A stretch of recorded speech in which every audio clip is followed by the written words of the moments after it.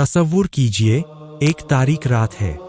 बारिश की बूंदें खिड़की पर जोर जोर से टकरा रही है और कमरे में सिर्फ एक मध्यम रोशनी की लपटें रंग कर रही है। आप बिस्तर पर लेटे हैं, आंखें बंद करने की कोशिश कर रहे हैं, मगर दिमाग में एक आवाज गूंज रही है, तुम क्यों कोशिश कर रहे हो? कल तो काम है, सो जाओ, कुछ देर बाद तौबा कर लेना। यह आवाज नरम है, दोस्ताना, जैसे कोई पुराना दोस्त मशवरा दे रहा हो। मगर जैसे ही आप इसकी बात मानते हैं, दिल में एक खनखनाहट सी परेशानी उठती है। क्या यह सिर्फ थकावट है या कुछ और? यही वह लम्हा है जहां से हमारी कहानी शुरू होती है। यह कोई अफसाना नहीं, बल्कि एक हकीकत है जो हर मुसलमान की जिंदगी में बार बार दोहराई जाती है। यह आवाज, यह वसवसा, यह लालच, सबका सरचश्मा एक ही है, शैतान। इस्लाम में शैतान को इंसान का खुला दुश्मन कहा गया है। कुरान मजीद में अल्लाह ताला फरमाते हैं, बेशक शैतान तुम्हारा दुश्मन है, तुम भी उसे दुश्मन समझ लो। सूरह अल-इसरा 53। आज हम इस मौजू पर बात करेंगे, शैतान कौन है, इसकी कहानी क्या है, वह कैसे काम करता है, और सबसे अहम, इससे कैसे बचा जाए। यह स्क्रिप्ट एक तफसीली गुफ्तगू की तरह होगी, जैसे आप किसी आलिम से बैठे बैठे सुन रहे हों, सादा, फितरी और दिल को छू लेने वाली। हम कुरान व हदीस की रोशनी में चलेंगे, क्योंकि मालूमात इस्लामी जड़ पर होंगी। चलिए इस सफर का आगाज करते हैं और इसे तफसील से समझते हैं, ताकि हमारी जिंदगियों में शैतान की मौजूदगी को पहचान सके और इससे नजात पा सके। इस्लाम में शैतान को इब्लीस कहा जाता है, जो जिन्नात की एक कौम से ताल्लुक रखता है। अल्लाह ताला ने फरमाया, और जब हमने फरिश्तों से कहा कि आदम को सजदा करो, तो उन्होंने सजदा किया, मगर इब्लीस ने इनकार किया और तकब्बुर किया, और वह काफिरों में से हो गया। सूरह अल-बकरह 34। यह आयत हमें शैतान की कहानी का दरवाजा खोलती है। तसव्वुर कीजिए जन्नत का वह मंजर, अल्लाह ताला ने हजरत आदम अलैहिस्सलाम को मिट्टी से तख्लीक किया, उनमें अपनी रूह फूकी और फरिश्तों को हुक्म दिया कि सजदा करें। तमाम फरिश्ते, जिनमें इब्लीस भी शामिल था, जो उस वक्त जिन्नों का सरदार था, ने हुक्म की तामील की, सिवाय इब्लीस के। उसने कहा, मैं इससे बेहतर हूँ, तूने मुझे आग से बनाया और इसे मिट्टी से। सूरह अल-आराफ 12। यह तकब्बुर, यह हसद, यही शैतान की जड़ थी। इब्लीस एक जिन था, आग से बना, जबकि आदम मिट्टी से। मगर अल्लाह का हुक्म सबके लिए बराबर था। इब्लीस ने नाफरमानी की और इसकी यह नाफरमानी उसे जन्नत से निकाल दी गई। हदीस में नबी सल्लल्लाहु अलैहि वसल्लम ने फरमाया कि इब्लीस फरिश्तों में से एक था, मगर इसका असल जिन था। सहीह बुखारी। इसकी कहानी हमें सिखाती है कि शैतान की सबसे बड़ी कमजोरी तकब्बुर है और इंसान की सबसे बड़ी ताकत इताअत। इब्लीस को अल्लाह ने कयामत तक मोहलत दे दी और उसने वादा किया, मेरी कसम तेरी की, मैं इन सब को गुमराह करूंगा सिवाय तेरे खास बंदों के। सूरह अल-हिज्र 39 से 40। यह वादा इसकी जंग का ऐलान था, इंसान के खिलाफ। कुरान मजीद में इब्लीस की तख्लीक का जिक्र करते हुए अल्लाह ताला फरमाते हैं कि जिन्नों को आग की भड़कती हुई शोअन से पैदा किया, जबकि इंसान को सूखी मिट्टी से, जो बिजली की तरह बजती हुई थी। सूरह अल-हिज्र 27। यह फर्क इसकी फितरत को वाज़ेह करता है, आग की तरह जल्दी, बेचैन और तबाह कुन। मफसिरीन जैसे सैयद कुतुब रहमहुल्लाह अपनी तफसीर में फरमाते हैं कि यह किस्सा इब्तिदाए आलम से ही इंसान और शैतान के दरमियान दुश्मनी की बुनियाद रखता है, जहां तकब्बुर ने एक इबादत गुजार को दुश्मन बना दिया। इब्लीस की यह सरकशी इसकी गलत फहमी से थी, जहां उसने सोचा कि आग मिट्टी से अफजल है, हालांकि अल्लाह की नज़र में मिट्टी की तख्लीक बरकतों का सरचश्मा है, जैसा कि आयत अल्लाह मकारम शिराजी की तफसीर में बयान किया गया है।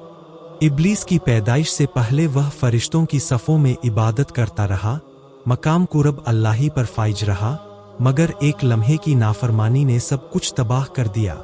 यह सबक हमें देता है कि इताअत की एक झलक भी अल्लाह की रज़ा का दरवाज़ा खोल सकती है, और तकब्बुर की एक चिंगारी भी हमें जहन्नम की तरफ धकेल सकती है।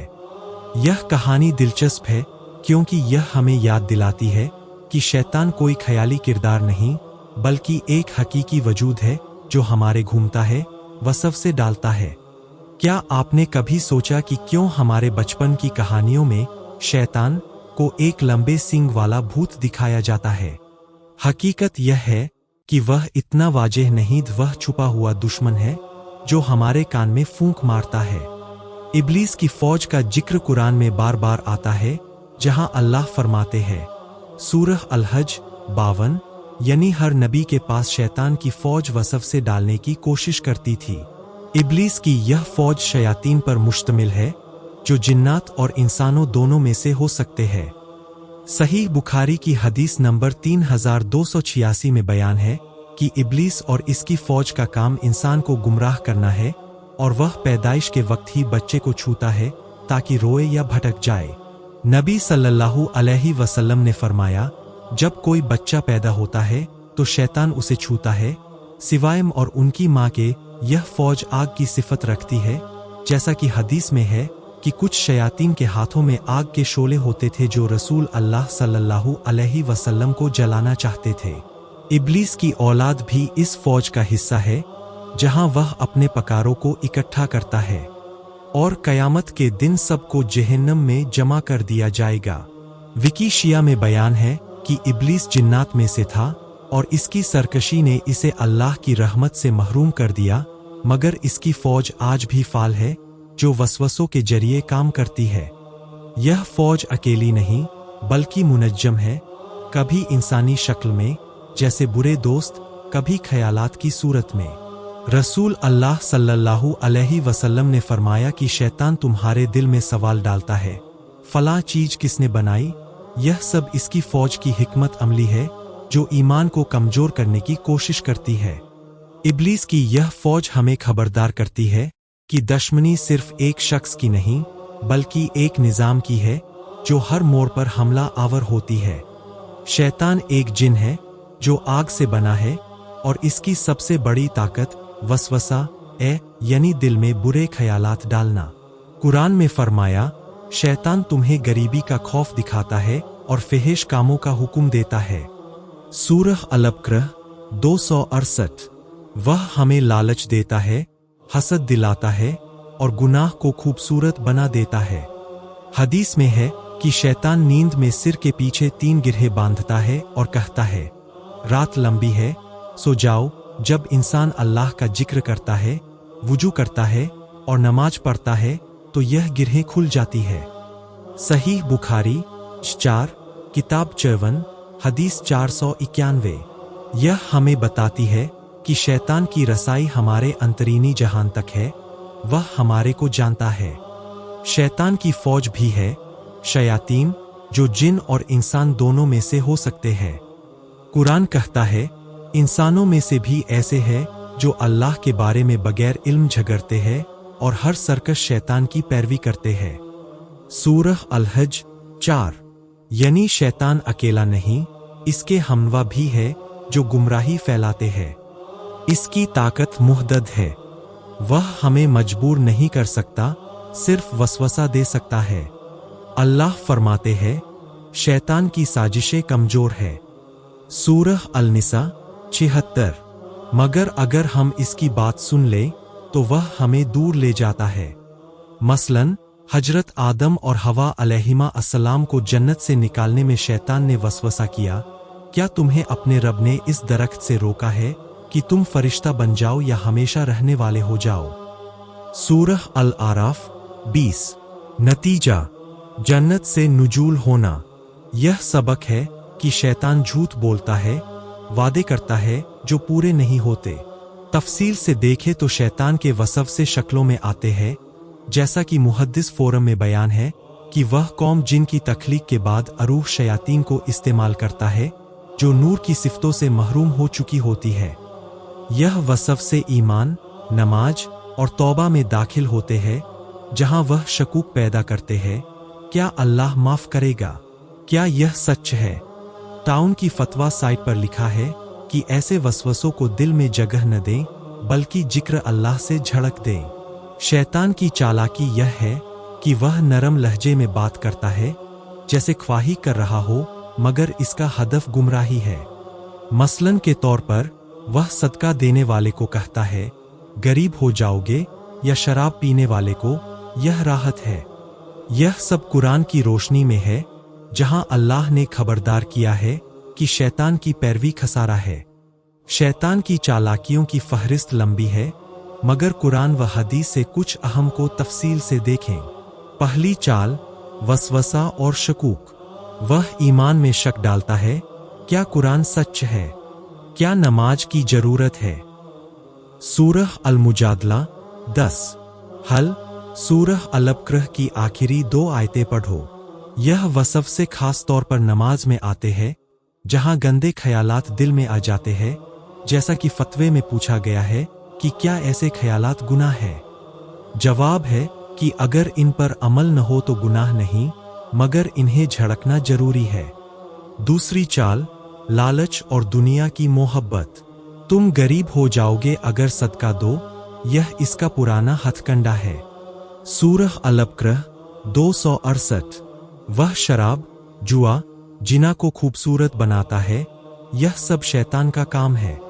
सूरह अल-माइदा 90। दावत इस्लामी की वेबसाइट पर बयान है कि शैतान का सबब वसवसों की पैरवी है, जो गुनाह की तरफ ले जाती है। तीसरी चाल, घुरूर और हसद। इब्लीस खुद घुरूर का शिकार हुआ, अब वह हमें भी ऐसा बनाता है। तुम दूसरों से बेहतर हो, यह रिश्तों में झगड़े डालता है, जैसा कि कौम बनी इसराइल में जादू सीखने वालों ने शैतान की पैरवी की। सूरह अल-बकरह 102। चौथी चाल, मायूसी। तुम्हारा गुनाह माफ नहीं होगा, यह झूठ है, अल्लाह की रहमत वासी है। सूरह अल-जुमर 53। पांचवीं चाल, तवज्जो हटाना। नमाज के वक्त फोन उठा लेना या कुरान पढ़ते हुए बोरियत महसूस करना, यह सब शैतान की चाल है। मिसालों में शैतान दज्जाली फतनों की तरह वसफ से डालता है, जैसा कि मुहद्दिस खतीब की तहरीर में है कि कुरान ने शैतान की चालों से बचने पर जोर दिया है।